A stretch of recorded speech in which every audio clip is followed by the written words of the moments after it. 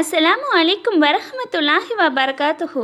Friends, ரமலானில் நம்ம அதிகமாக துவா செய்வோம். ஆனால் யாருமே இந்த மாதிரி துவா செஞ்சுருக்க மாட்டோம். அதாவது அல்லாஹ் இந்த உலகத்தில் அவனுக்குன்னு ஒரு நீதியை வச்சுருக்கான். அல்லாஹ் குரானில் சொல்கிறான், தன்னோட சமுதாயம் தானே மாற்றிக்காத வரைக்கும் அல்லாஹ் அவங்களோட நிலையை மாற்ற மாட்டான்னு. நம்மலாம் அல்லாஹ் கிட்ட துவா கேட்குறப்போ, யாரெல்லாம் எனக்கு வெற்றியை கொடு, வியாபாரத்தில் வெற்றியை கொடு, நிறைய காசை கொடு, பணத்தை கொடு அப்படின்னு நம்ம கேட்போம். இந்த மாதிரி கேட்கறது மட்டும் பத்தாது.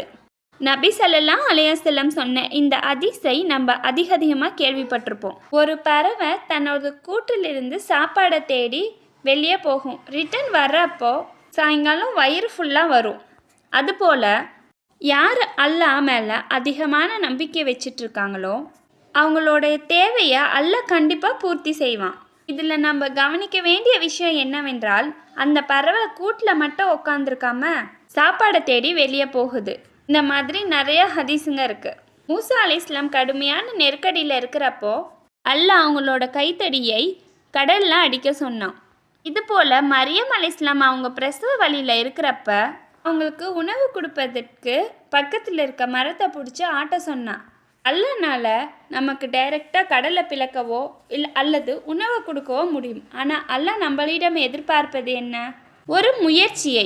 அதனால நமக்கு வாழ்க்கையில் எது வேணும்னாலும் இந்த 3 ஸ்டெப்பு ஃபார்முலாவை ஃபாலோ பண்ணால் போதும்.